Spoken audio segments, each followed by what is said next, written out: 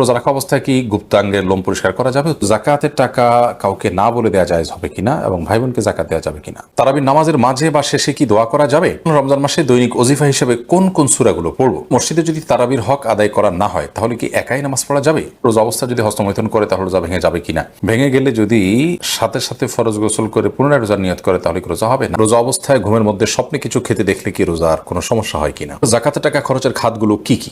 রোজা অবস্থায় স্বপ্নদোষ কি রোজা নষ্ট হয়ে যায়? ফিতরা কি আলাদা করে রেখে ঈদের পর আদায় করা যাবে? পাকা চুল বা দাড়ি তুলে না ফেলে বেছে বেছে কেটে ফেলা যাবে কিনা? যেহেতু তুলে ফেললে গুনাহ হয় তাই কেটে ফেলা যাবে কিনা? রোজা অবস্থা রক্তদান করলে কি রোজা ভেঙে যাবে? শরীর থেকে কোনো কিছু বের হলে নাকি রোজা ভেঙে যায়? রোজা রাখলে হাত পা কাঁপে, মাথা ঘুরায়, শোয়া থেকে উঠতে পারি না, এখন কি করা উচিত? প্রবাসীদের ফিতরা আদায়ের বিধান কি? আমরা কি দেশের হিসাব করে ফিতরা আদায় করবো নাকি যেখানে থাকি ওই জায়গার হিসাবে দিয়ে আলাদা? সর্বপ্রথম যে প্রশ্নটি আমি দেখতে পাচ্ছি সেটি হলো রোজা অবস্থায় ঘুমের মধ্যে স্বপ্নে কিছু খেতে দেখলে কি রোজার কোনো সমস্যা হয় কিনা?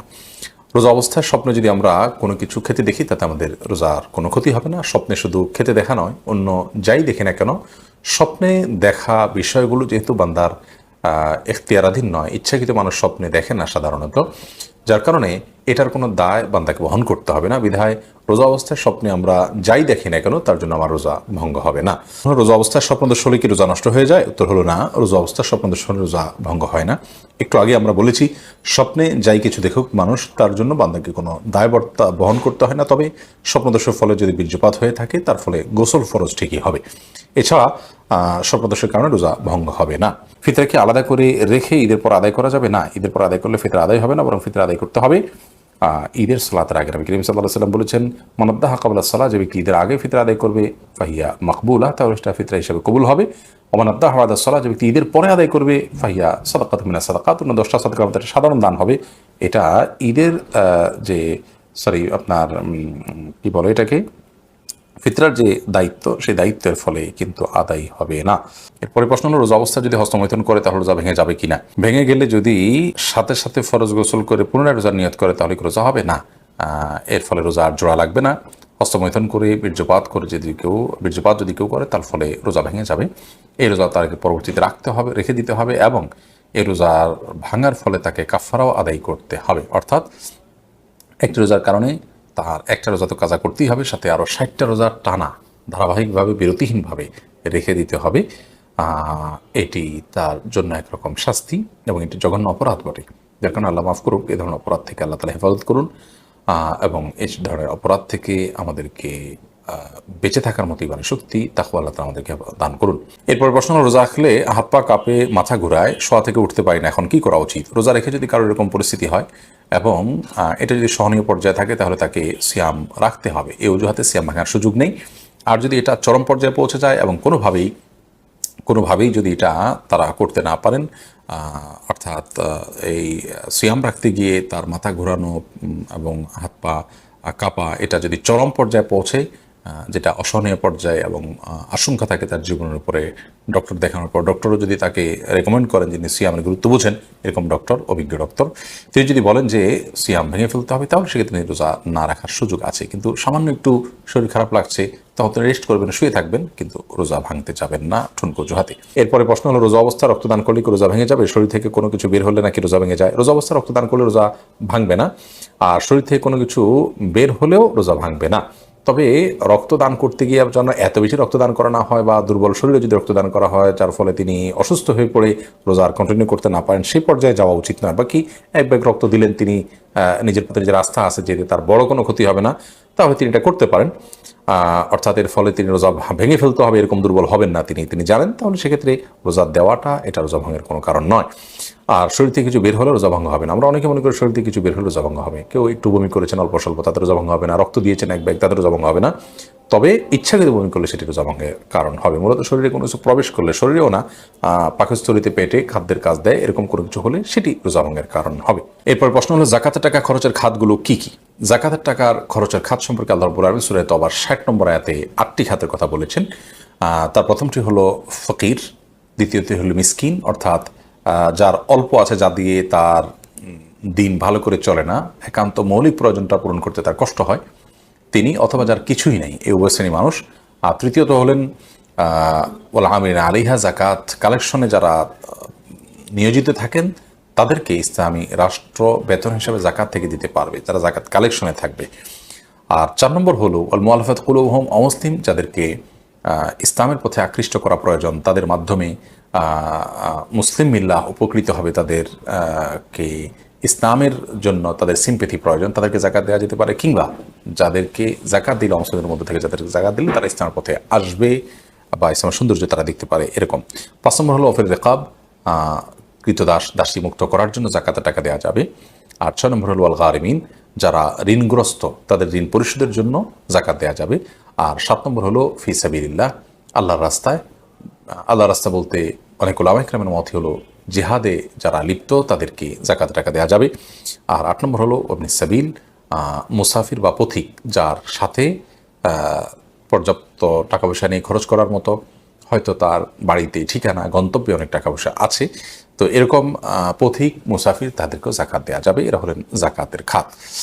এর মধ্যে থেকে যে কোনো খাতকে, যে কোনো একটা খাতকে, যেমন গরিবকে, একজন মিসকিনকে আপনি জাকাতে টাকা দিলেই জাকাত আদায় হবে। পাকা চুল বা দাড়ি তুলে না ফেলে বেছে বেছে কেটে ফেলা যাবে কিনা, যেহেতু তুলে ফেললে গুনাহ হয় তাই কেটে ফেলা যাবে কিনা। কেটে ফেলা তাও তো এক ধরনের তুলে ফেলার মতোই, যদিও আক্ষরিক অর্থে হাদিসের খেলাফ হবে না কেটে ফেললে, তারপরেও হাদিসে যেটি বলা হয়েছে সেটি দ্বারায় এই তুল অপসারণ করা বা এটাকে লুকানোর যে চেষ্টা করা, সেটার বিরুদ্ধে নবী সাল্লাল্লাহু আলাইহি ওয়াসাল্লাম আমাদেরকে মানে সেটা না করতে বলেছেন, এমনটিও হতে পারে। সে অর্থে মানে আমরা যদি কেটে ফেলি সেটিও তার সেই নির্দেশ লঙ্ঘন হবে সেক্ষেত্রে, এই জন্য এটা অ্যাভয়েড করা উচিত। এবং তিনি বিকল্প যেটি বলেছেন তা হলো যে আমরা যে কোনো কালার করতে পারি, কালো ছাড়া লাল ইত্যাদি কালার করতে পারি। এরপরে প্রশ্ন হলো, মসজিদে যদি তারাবির হক আদায় করা না হয় তাহলে কি একাই নামাজ পড়া যাবে? মসজিদে তারাবি পড়তে গিয়ে যদি খুব বেশি হুলস্থুল করা হয়, খুব বেশি তাড়াহুড়ো করা হয়, যার ফলে অর্থের মধ্যে বিকৃতি সাধন হওয়ার আশঙ্কা থাকে, বড় ধরনের ত্রুটি হয়, কি পড়া যায় কিছুই বোঝার উপায় নেই, রুকু সিজদার মিনিমাম যেটুকু প্রয়োজন অপেক্ষা করা কমপক্ষে সেটুকুও যদি কেউ না করে, তাহলে সেক্ষেত্রে অবশ্যই আপনি বাসা বাড়িতে অন্য আরও কাউকে সাথে নিয়ে জামাত করতে পারেন, কিংবা একাকিও তারাবি পড়তে পারেন। কিন্তু ফরজ যে নামাজ আছে সে নামাজ অবশ্যই জামাতের সাথে মসজিদে আপনাকে আদায় করতে হবে, সেটা এক মসজিদে না হলে অন্য মসজিদে। আর তারাবিটা আপনি বাসায় আলাদা জামাত করে আদায় করতে পারেন, বিশেষ করে যখন এই অজুহাত আপনার থাকবে। এরপরে প্রশ্ন, রমজান মাসে দৈনিক ওজিফা হিসেবে কোন কোন সূরাগুলো পড়ব? রমাদান মাসে পড়ার জন্য সুনির্দিষ্ট কোনো সূরা আমার জানা নেই যে অমুক অমুক সূরাই শুধুমাত্র পড়তে রেকমেন্ড করা হয়েছে।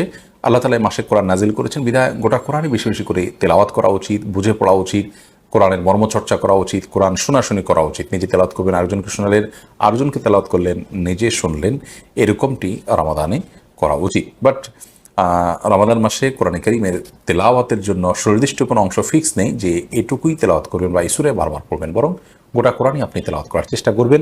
পুরো কোরআন যদি পড়ে শেষ করতে না পারেন, আপনি চেষ্টা করবেন কোরআনের মধ্যে থাকার, কোরআনের মধ্যে সেটা কোরআন পড়তে পড়তে আপনি মাঝামাঝি যান বা যতটুকু যান গেলেন, কিন্তু কোরআনকে আপনি পড়ে এবং কোরআনকে সময় দিয়ে আপনি রমজান কাটানোর চেষ্টা করবেন। সুনির্দিষ্ট কোনো অংশই পড়বেন এমন কোনো রেকমেন্ডেশন কোরআন হাদিসে আছে বলে আমাদের জানা নেই। মাজিদুল ইসলাম আপনি লিখেছেন, প্রবাসীদের ফিতরা আদায়ের বিধান কি? আমরা কি দেশের হিসাব করে ফিতরা আদায় করবো, নাকি যেখানে থাকি ওই জায়গার হিসাবে দেওয়া লাগবে? আপনি যেখানে থাকেন সেখানকে হিসাব করে আপনি ফিতরা দিবেন। তারাবির নামাজের মাঝে বা শেষে কি দোয়া করা যাবে? দোয়া তো যে কোনো সময় করা যায়, সে অর্থে আপনি তারাবি সালাতের মাঝে অথবা শেষে আপনি আল্লাহর কাছে দোয়া করতেই পারেন, কিন্তু এটাকে সিস্টেম বানিয়ে নেওয়া যে 4 রাকাত পর পর দোয়া কিংবা শেষ হওয়ার পর সুনির্দিষ্ট একটি দোয়া গদবাদা হাত তুলে করা, এটিকে সিস্টেম বানিয়ে নেওয়াটা এটি বেদাতে পর্যবসিত হওয়ার আশঙ্কা আছে। শরীয়ত কোনো কিছু যদি নির্দেশ না করে সেটাকে শরীয়তের নির্দেশ মনে করে কিংবা সেটাকে শরীয়তের নির্দেশের মতো গুরুত্ব দিয়ে যদি কেউ আদায় করেন, তাহলে সেটাকে সওয়াবের কাজ, এই ইবাদতের পদ্ধতি বা নিয়ম যদি বানিয়ে নেন কেউ, তো সেটি বেদাতে পর্যবসিত হওয়ার সমূহ আশঙ্কা আছে। আপনি নিজে থেকে এমনি কখনো দোয়া করলেন, কখনো করলেন না, সেটা একান্ত আপনার ব্যক্তিগত বিষয়, কিন্তু সুনির্দিষ্ট দোয়ার ফরম্যাট ঠিক করে নেওয়ার কোনো সুযোগ কিন্তু নেই। এরপর প্রশ্ন হলো, জাকাতের টাকা কাউকে না বলে দেওয়া জায়েজ হবে কিনা এবং ভাই বোনকে জাকাত দেওয়া যাবে কিনা? ভাই বোন তারা যদি প্রাপ্তবয়স্ক হয়ে থাকে, অভাবী থাকে, জাকাতের হকদার থাকে, তাদেরকে অবশ্যই জাকাতের টাকা দেওয়া যাবে, জাকাতের টাকা দিয়ে তাদেরকে স্বাবলম্বীও করে দেওয়া যাবে। এবং জাকাতের টাকা দেওয়ার সময় জাকাত যিনি নিচ্ছেন তাকে না বলেও দেওয়া যাবে। আপনি মনে মনে নিয়ত করলেন জাকাত দিচ্ছেন, তাকে বললেন যেটা আপনি খরচ করেন, আপনি নিয়ত করলেন জাকাত থেকে দিচ্ছেন, এটা যথেষ্ট হবে। তাকে বলে দেওয়াটা এটা আবশ্যক কোনো বিষয় নয়। একা একা নামাজ পড়ার ক্ষেত্রে সূরা কোরআন তেলাওয়াতের সময় ঠোঁট না নাড়িয়ে মনে মনে তেলাওয়াত করা জায়েজ আছে কিনা? একা একা যখন আমরা সালাত আদায় করবো তখন সূরা কেরাত ইত্যাদি এগুলো আমাদেরকে ঠোঁট নাড়িয়ে তেলাওয়াত করতে হবে। মনে মনে তেলাওয়াত করলে সেটা তেলাওয়াত হিসাবে গণ্য হবে না, কোরআন পাঠ হিসাবে গণ্য হবে না। পাঠের জন্য অবশ্যই আমাদের ঠোঁট, জিহ্বা ইত্যাদি নড়তে হবে। এর পরের প্রশ্ন হলো, রোজা রাখা অবস্থায় কি গুপ্তাঙ্গের লোম পরিষ্কার করা যাবে? উত্তর হলো করা যাবে, কোনো অসুবিধা নাই, এর ফলে রোজার বা সিয়ামের কোনো ক্ষতি হবে না। এরপর আমরা ইয়াসিন শেখ, আপনি লিখেছেন রোজা থাকা অবস্থায় বেশি সময় ধরে পানিতে থাকলে রোজার কোনো ক্ষতি হবে কিনা। রোজা অবস্থায় বেশি সময় ধরে পানিতে থাকলে রোজার কোনো ক্ষতি হবে না, তবে যদি কেউ অনেক সময় ধরে গোসল করে এবং ডুব দিতে থাকেন, এর ফলে নাকে, মুখে, কানে দিয়ে তার পানি প্রবেশ করতে পারে, বিশেষ করে নাক মুখ দিয়ে পানি প্রবেশ করার সম্ভাবনা অনেক বেশি থাকে। তো এই সম্ভাবনার কারণে, এই আশঙ্কার কারণে অনেক বেশি সময় ধরে ডুবুডুবি করা উচিত নয়, কারণ এভাবে যদি পানি ঢুকে যায় তাহলে তার রোজা ভেঙে যাবে। তো রোজা ভেঙে যাবে, এরকম ভেঙে যেতে পারে, এরকম কোনো কাজ করা কোনো মুসলমানের জন্য জায়েজ নয়। সেই বিষয়টির উপর আমাদের খুবই সচেতন থাকতে হবে, দায়িত্বশীল থাকতে হবে, সাবধান এবং সতর্ক থাকতে হবে। আর রোজার বিষয়টি হলো যে পানিতে আপনি যদি কোনো কাজে আপনি থাকতে হলো মাজা পরিমাণ, কোমর পরিমাণ বা বুক পরিমাণ আপনি থাকলেন, সেখানে 1-2 ঘন্টা, হয়তো অনেকে আছে পানিতে ডুবে কাজ করতে হয়, পানিতে আপনার নিজেকে মাজা করে কোমর পরিমাণ বা বুক পরিমাণ ডুবিয়ে তারপর কাজ করতে হয়, এটা তো কাজের অংশ হিসাবে, বিধায় সেটি তার জন্য জায়েজ আছে, কোনো অসুবিধা নেই। সের ফলে রোজার কোনো ক্ষতি হবে যে ব্যাপারটি সেরকম নয়, যদি পানি ভিতরে প্রবেশ না করে কোনো অসুবিধা নেই। সান হাবিব, আপনি লিখেছেন আমি ইউনিভার্সিটিতে এবার এক্সাম দেব, রোজা না রেখে যদি আমি পরীক্ষার পরে এই রোজাগুলো কাজা করি তাহলে কি হবে? দেখুন, রোজা অবস্থায় যদি পরীক্ষা আসে কিংবা ক্লাস করার ব্যাপার থাকে কিংবা কোনো ডিউটির ব্যাপার থাকে, তাহলে সেক্ষেত্রে সেই অজুহাতে রোজা না রাখার সুযোগ নেই। ইমানদার রোজা না রাখার সুযোগ তখনই থাকবে যে রোজা রাখলে তার জীবনহানির আশঙ্কা হবে, তার জীবনের উপরে বড় ধরনের হুমকি হবে, এরকম বিষয়ে তিনি রোজা না রাখার সুযোগ আছে, সেগুলো পরে তিনি রাখবেন। কিন্তু পরীক্ষা না দিলে তো আমি মরে যাওয়ার ব্যাপারটি এরকম নয়, অথবা আমি শেষ হয়ে যাওয়ার ব্যাপারটি এরকম নয়, ক্লাস না করলে আমি মরে যাবো, মৃত্যুর মুখে পতিত হবে, এটা এরকম না, হয়তো ক্ষতিগ্রস্ত হব। তো এই স্যাক্রিফাইসটা মাধ্যমেই তো আমাকে আল্লাহ তাআলার সন্তুষ্টির পথে এগিয়ে যেতে হবে। যদি এরকম পরিস্থিতিতে আমরা রোজা রাখি, তাতে আমরা মরে যাওয়ার ব্যাপারটা এরকম না, রোজা রেখে পরীক্ষা দেওয়া যাবে, ক্লাসও করা যাবে, হয়তো কঠিন হবে, হয়তো একটু কষ্ট হবে, কিন্তু এই কষ্টে একেবারে মরণাপন্ন অবস্থা হবে ব্যাপারটা কিন্তু সেরকম না, একটু কষ্ট হবে, জাস্ট এটুকু। বিধায় এটুকু সবার একজন মুসলমানকে তো করতেই হবে ইনশাআল্লাহ তাআলা। ইমানদারের কাছে ইসলামের রোকনগুলো, ফরজ কাজগুলো অনেক গুরুত্বপূর্ণ, সে কাজগুলো তিনি করবেন। সে কাজগুলো করার পাশাপাশি তিনি দুনিয়ার জন্য তার জাগতিক যে কর্মকাণ্ড আছে সেগুলোর জন্য তিনি আপ্রাণ চেষ্টা করবেন। যদি তিনি আপ্রাণ চেষ্টা করেও সে সমস্ত কাজে কোনো প্রকার ক্ষতি হয়, ঘাটতি হয়, তো সেটাকে তিনি পুষিয়ে নেওয়ার চেষ্টা করবেন। অর্থাৎ এক কথা, স্যাক্রিফাইসটা হবে দুনিয়ার ক্ষেত্রে, দিনের ক্ষেত্রে নয়। আপনার জন্য দুইটা জিনিস আসলো আপনার সামনে, আপনি হয় দিনের ক্ষেত্রে ত্রুটি করবেন দুনিয়া ঠিক রাখার জন্য, আর না হলে দুনিয়ার ক্ষেত্রে ত্রুটি করবেন দিন ঠিক রাখার জন্য। কোনটা আপনার করা উচিত? একটা ক্ষণস্থায়ী, খুব সীমিত সময়ের এবং সেটার প্রাপ্তির কোনো নিশ্চয়তা নাই, আর একটা স্থায়ী এবং সেটা প্রাপ্তির নিশ্চয়তা আছে, তৃপ্তির স্থায়িত্ব আছে। কোনটার জন্য আপনার স্যাক্রিফাইস করা উচিত সেটা বোধ হয় বলাই বাহুল্য। আল্লাহ তাআলা আমাদেরকে বোঝার তৌফিক দান করুন।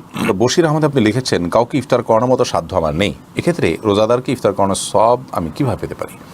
কাউকে ইফতার করানোর সাধ্য আপনার নেই, এই কথা বোধ হয় এইভাবে পুরোপুরি সঠিক নয় দর্শক। কারণ হলো নবী করিম সাল্লাল্লাহু আলাইহি ওয়াসাল্লাম এই জাতীয় হাদিসগুলো বলার সময় এতটা সহজ করে দিয়েছেন যে কেউ যদি একটা খেজুর দিয়ে, একটা খেজুরের অংশ দিয়ে, একটু পানি দিয়ে ইফতার করায় তিনিও সওয়াব পাবেন। আপনি নিজে তো রোজা রাখেন এবং ইফতার করেন আশা করি ইনশাআল্লাহ, সেই হিসাবে আপনি নিজের ইফতার থেকে একটা খেজুর বাঁচিয়েও কি আপনি কাউকে দিতে পারেন না? এই সামর্থ্য তো আপনার অবশ্যই আছে। আমরা মনে করি ইফতার করানো মানে হলো তাকে অনেকগুলো আইটেম দিয়ে খুব ভালোভাবে গর্জিয়াসলি ইফতার করানো, ব্যাপারটা তো সেরকম নয়। আর দ্বিতীয় কথা হলো যে আমরা পথে ঘাটে, বিশেষ করে আপনার ধরুন জ্যামের কারণে অনেক মানুষ আটকা পড়ে, তাদের ইফতারের সময় ইফতার করার তেমন কোনো সুযোগ থাকে না। আপনি যদি ইনটেক একটা পানির বোতল কিনে মাত্র 10 টাকা 15 টাকা খরচ করে একজন মানুষকে দেন, ভাই ইনটেক পানির বোতল, আপনি ইফতার করতে পারেন। অথবা যে কোনোভাবে আপনি ইফতারে একটা আপেল দিলেন, কিছু একটা দিলেন, একটা খেজুর দিলেন, দিয়ে আপনি ইফতার করেন, তাতে আপনি সওয়াব পেতে পারেন। যদি এরকম কোনো সুযোগ না থাকে, সেক্ষেত্রে ইফতার করালে যে সওয়াব হয় সে বিষয়টি একজন সম্পদশালী মানুষকে আপনি বললেন, তাকে আহ্বান করলেন কোনো একটা ইফতার প্রজেক্টে শরীক হওয়ার জন্য, এর মাধ্যমে আপনি সওয়াব পেতে পারেন। কারণ মান দাল্লা ইলা খাইরিন, যে ব্যক্তি কোনো ভালো কাজের পথ দেখাবে কাউকে, তার তার দেখানোর কারণে সে লোকটা যদি সে কাজটি করে, তাহলে ইনশাআল্লাহ ইনি পথ দেখিয়ে তিনি কাজটা করে যে পরিমাণ সওয়াব পাবেন তার সমপরিমাণ সওয়াব পেতে পারেন। বিধায় আপনি কাজটি করবেন, এটি আপনার জন্য একটা বিকল্প। আল্লাহ তাআলা তৌফিক দান করুন। আরেকটি বিষয় হলো, কোন ইবাদত করতে আমি ইচ্ছা আছে প্রচণ্ড রকমের, আমার সুযোগ থাকলে আমি অবশ্যই করতাম, বাট সুযোগ নাই দেখে আমি করতে পারছি না, এরকম হলে আল্লাহ রাব্বুল আলামিন তাকে সওয়াব দেন। অতএব আপনার অরিড হওয়ার কোনো কারণ নেই। এরপরে খাদিজা জামান উর্মি আপনি লিখেছেন, অনেকে শুধু ফরজ নামাজ পড়ে উঠে যায়, পরে সুন্নত পড়ে না, এমনটি করা কি উচিত? শুধু ফরজ নামাজ পড়ে উঠে গেলেন, সুন্নত আর পড়লেনই না, এটি অবশ্যই অনুচিত কাজ।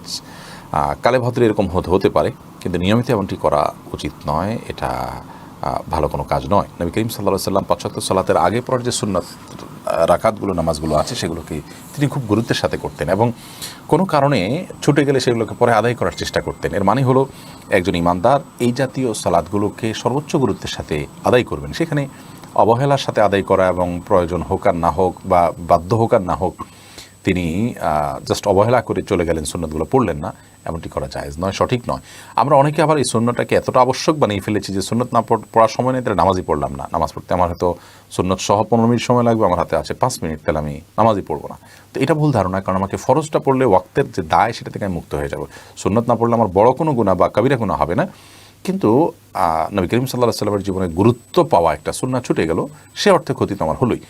তো এই বিষয়ে আমাদের ব্যালেন্স করার চেষ্টা করতে হবে। বিশেষ করে আরাবিয়ান কান্ট্রিগুলোতে দেখা যায় যে এটার তেমন কোনো গুরুত্ব দিচ্ছে না মানুষ, বেশিরভাগ মানুষ, সাধারণ মানুষের কথা বলছি আমি, সচরাচর মসজিদগুলোতে। আবার আমাদের দেশে সেটাকে অনেকে একেবারে ফরজের মতো, ওয়াজিবের মতো বানিয়ে ফেলেছে।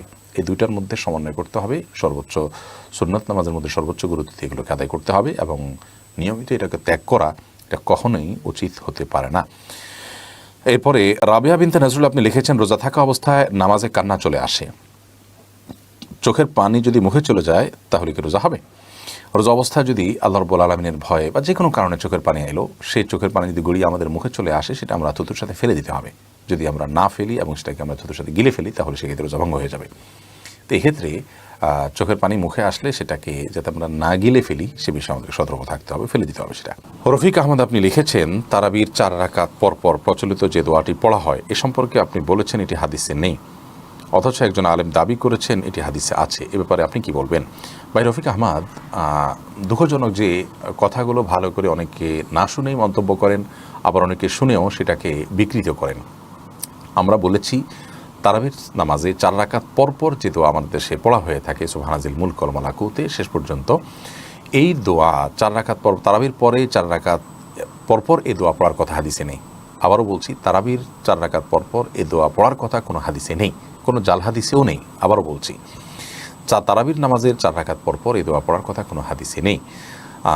এই দোয়ার বিভিন্নভাবে এসেছে রুকুর তাসবিহ হিসেবে, সুবহানাজিল মালাকুতি ওয়াল জাবারুতি। রুকুতে নবী করিম সাল্লাল্লাহু আলাইহি ওয়াসাল্লাম সুবহানাল আযীমের জায়গায় আপনার এই তাসবিহ পাঠ করতেন, এ দোয়া পাঠ করতেন। তো রুকুর তাসবিহকে এনে যদি আপনি 4 রাকাত পরপর যে আমরা বৈঠক করে থাকি, বসে থাকি আরামের জন্য, রেস্টের জন্য, সেই জায়গায় আপনি সেট করেন, তার জন্য আপনার তো প্রুফ লাগবে। যেটা রুকুতে করতে বলা হয়েছে সেটা আপনি এখানে করছেন, তার ভিত্তিটা কি? সেখানে আমি বলেছি যে কোনো হাদিসের ভিত্তি নেই। তো সেই মর্মে যদি কোনো হাদিস থাকে যে হ্যাঁ তারাবির পর 4 রাকাত পরপর এই দোয়া পড়ার কথা বলা হয়েছে, তাহলে সেটা উপস্থাপন করা যেতে পারে। এরকম কোনো হাদিস তো নেই। ফতোয়া শামিতে আছে, ফতোয়া শামিতে থাকার মানে তো হাদিস নয়, ফতোয়া শামি তো ফতোয়ার কিতাব। ফতোয়ার কিতাবে যদি কোনো কথা থাকে, কোনো আমলকে সুন্নাহ বলা হয় কথার কথা, কিন্তু হাদিসে তার কোনো প্রুফ না থাকে, তাহলে এটাকে আমরা সুন্নাহ বলতে পারি না। তো আমি যেটা বলেছি এটা পরিষ্কার যে 4 রাকাত পরপর, তারাবির 4 রাকাত পরপর এই দোয়া পড়ার কথা কোনো হাদিসে নেই। অতএব এই দোয়া আছে অন্য কোথাও পড়ার জন্য, সেই হাদিস এনে যদি আপনি 4 রাকাত পরপর পড়ার বিষয়টি প্রমাণ করেন, তাহলে সেটা তো অবশ্যই অগ্রহণযোগ্য এবং হাস্যকর হবে। আশা করি বিষয়টি পরিষ্কার হয়েছে। আসানুল হক আপনি লিখেছেন, রমজানের তারাবির ফজিলত কি? সেই রমজানের তারাবির ফজিলত কি সেই ব্যক্তি পাবে যে এশার ফরজ আদায় করলো এক মসজিদে আর তারাবি অন্য মসজিদে? ইমামের সাথে সালাত শেষ করার অর্থ কি? কোনো কোনো ক্ষেত্রে ইমাম তো সালাতে শুধু ফরজ নিজে পড়ান, বাকি তারাবি অন্য কেউ পড়ায়, অতঃপর তিনি ভিতর পড়ান। এক্ষেত্রে ইমামের সাথে কিয়াম করার স্বরূপ কি? মাঝের তারাবি না পড়ে শুধু ভিতর ইমামের পিছনে পড়া কি এর অন্তর্ভুক্ত? ভাই আসানুল হক, হাদিসের যে ভাষ্য সেটা হলো মানসাল এশা মা আল ইমাম, যে ব্যক্তি ইমামের সাথে এশা পড়লো, এরপর ইমাম যাওয়ার পর সে গেল, তার মানে এশা থেকে নিয়ে ইমাম যাওয়া পর্যন্ত সে থাকবে পুরো সালাতে, যত সালাত হবে সেটা তারাবি হোক, ভিতির হোক, সবগুলোতে সে অংশগ্রহণ করবে। এই ব্যক্তির জন্য সারা রাত জেগে ইবাদতের সওয়াব লেখা হবে। এখন কেউ যদি এই কাজটি না করেন, এশা পড়ে আরেক মসজিদে চলে ভিতর পড়লেন, তাহলে তিনি তো এই হাদিসের উপর আমল হলো না, কারণ ইমামের সাথে তিনি শেষ পর্যন্ত থাকলেন না। কোনো কারণে তার যাওয়ার প্রয়োজন থাকলে তিনি যেতে পারেন, সেটা জায়েজ আছে, বাট এই সবটা তিনি আর পাচ্ছেন না। অতএব এই সব পেতে হলে শেষ পর্যন্ত থাকতে হবে, সেটা ইমাম তারাবি পড়ান বা না পড়ান। ইমাম তো আছেন সেখানে, এসব পড়েছেন, এরপর ইমাম আছেন, অতএব তিনিও সেখানে থাকবেন এবং ভিতর পড়ানো পর্যন্ত অপেক্ষা করবেন। আহমদ রহিম আপনি লিখেছেন, তারাবির নামাজ না পড়লে কি রোজা হবে? জি ভাই, অবশ্যই রোজা হয়ে যাবে। রোজার সাথে তারাবির নামাজের সম্পর্ক এরকম নয় যে একটা না করলে আরেকটা হবে না, দুইটা স্বতন্ত্র ইবাদত। তারাবি কোনো কারণে পড়তে না পারলেও রোজা আপনাকে রাখতেই হবে এবং হয়ে যাবে। আর রাবিয়া রানী আপনি লিখেছেন, রোজার সময় ভুল করে কিছু খেয়ে ফেললে ওই রোজার পরিবর্তে কি আরেকটা রোজা রাখতে হবে? রোজার সময় ভুল করে যদি কিছু আপনি খেয়ে ফেলেন, তাহলে সেক্ষেত্রে তার জন্য আরেকটা রোজা রাখতে হবে না, কারণ ভুল করে খেয়ে ফেললে সেটা মাফ।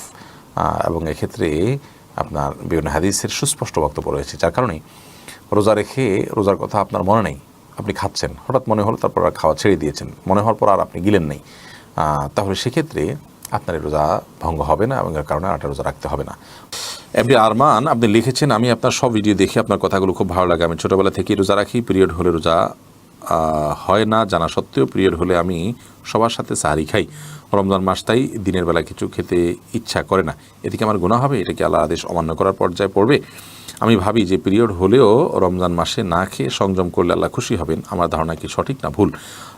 দেখুন, এটা আপনার ভুল ধারণা।